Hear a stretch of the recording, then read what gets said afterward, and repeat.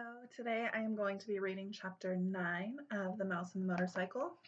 It is titled Ralph Takes Command.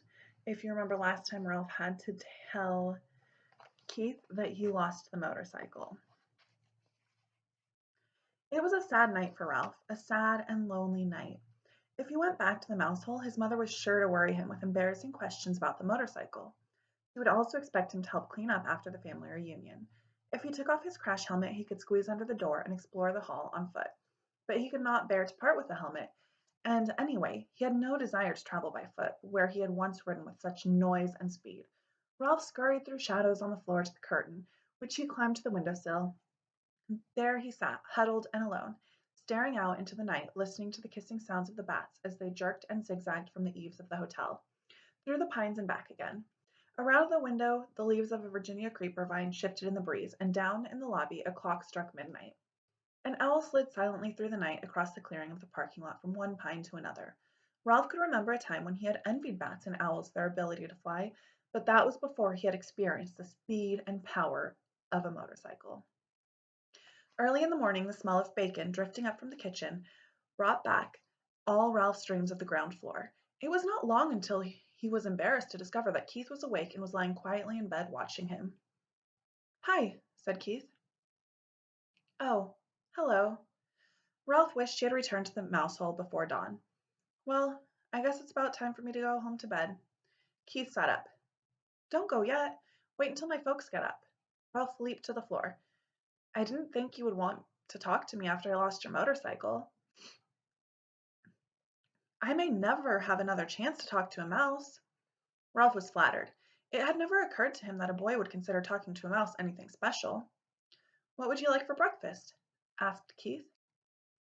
"You mean we still get room service after what I did?" "Sure." Keith pulled his knees up under his chin and wrapped his arms around his legs.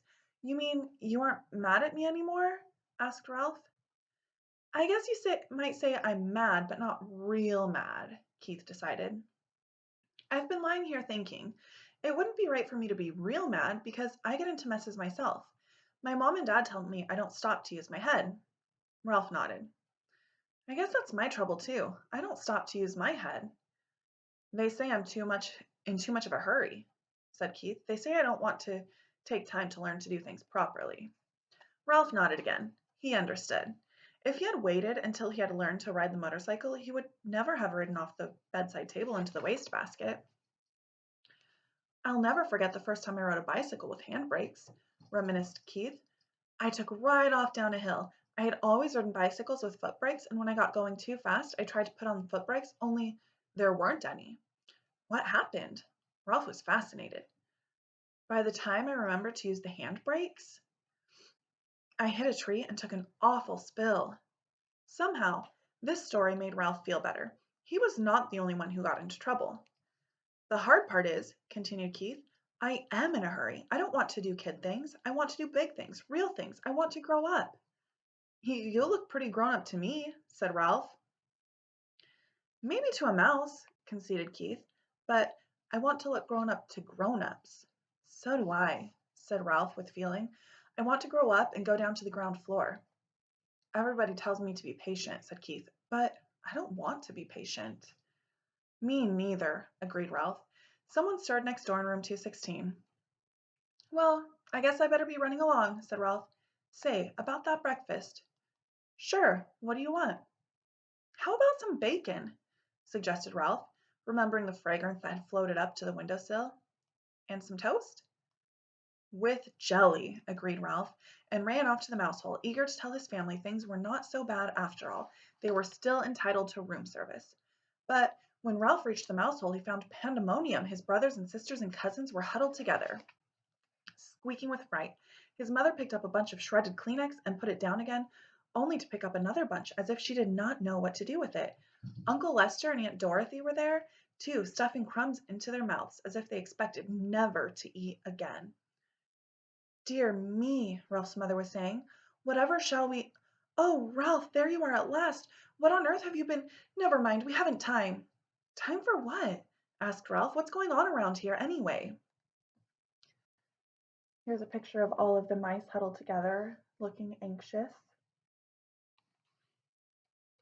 The housekeeper, your Uncle Lester, the sheets. Oh, do be quiet, everybody. Ralph's mother was so agitated she could not tell her son what was wrong. Uncle Lester swallowed a mouthful of crumbs. It's like this, Ralph. The housekeeper discovered a hamper full of sheets and towels and pillowcases with holes chewed in them. Uh-oh, thought Ralph. Whatever had happened was all his fault. He might have known. I heard her telephoning the manager about it from the office, continued Uncle Lester. The manager came up and called in all the maids and the bellboys, and everyone had to look at the holes chewed in the sheets. It was quite a powwow. The motorcycle, thought Ralph. What happened to the motorcycle? There might be a chance it did not go to the laundry after all. You didn't happen to see a motorcycle in the housekeeper's office, did you? He ventured. I was listening, not looking out, said Uncle Lester. I am not foolhardy like some people around here. Ralph, you know what this means. His mother managed to pull herself together to say that much. It means war on mice, said Aunt Dorothy ominously. It means traps, poisons, said Uncle Lester.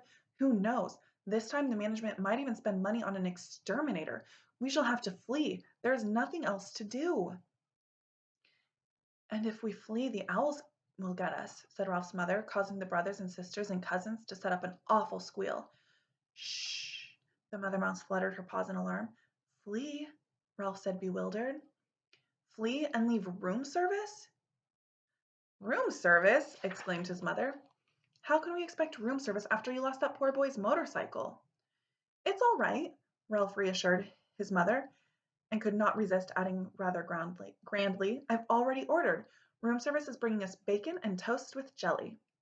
This news silenced everyone. A breakfast of bacon and toast with jelly delivered to the mouse nest without first being dropped on the carpet was not to be abandoned lightly. We want some jelly! We want some jelly! All the little cousins began to squeak. Be quiet, ordered Uncle Lester. Do you want them to find us? Ralph knew that no matter what the others chose to do, he was not going to flee from the hotel, not until he found out what had happened to the motorcycle.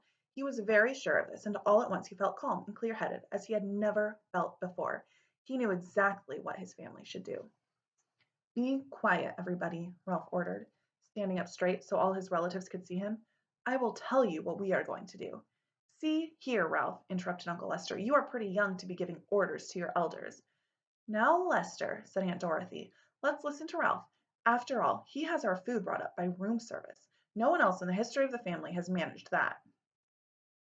This silenced Uncle Lester, and Ralph was allowed to continue. What we should do is keep quiet for a few days. Here he looked down at his little cousins, who for once in their lives were not squeaking. I will arrange for room service to bring our meals so we don't have to go scrabbling around in the woodwork or scrounging around in the rooms. That way we won't be tempted to taste any poisoned food or go near any traps. And if the management doesn't see or hear any of us for a few days, they will forget about us. They always do. Now, just a minute, said Uncle Lester. This boy won't be here long. You know how it is with people here today and gone tomorrow. Ralph had the answer. This is only Sunday. He will be here until Tuesday because Monday is the 4th of July, and his father says he won't drive in holiday weekend traffic. He always brings us plenty, and if we don't stuff ourselves, we can save enough to last until the management forgets us. Uncle Lester nodded thoughtfully. That seems like an idea. Yes, but Ralph, there is one thing that worries me, said his mother. How are we going to tip room service? When people have a waiter bring food to the room, they always give him a coin or two for his service. We haven't any money. Ralph had not thought of this. If we are going to continue to accept room service, we must do the right thing, insisted his mother. Don't worry, I'll think of something, promised Ralph, in the grand way he had acquired since he had ordered a meal sent up to the mouse nest. That is the end of chapter 9. I hope you enjoyed it.